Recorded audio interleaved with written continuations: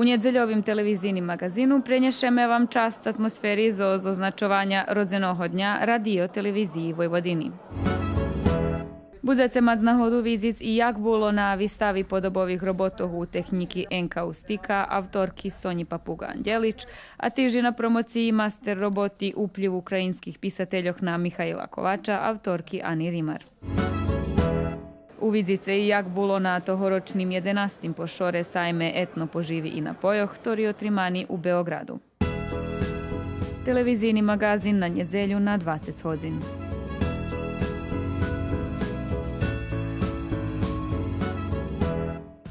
Потім у фамілійнім магазину «Широкий план» з нагоди 25 річниці спортських бавіських Яша Bakov.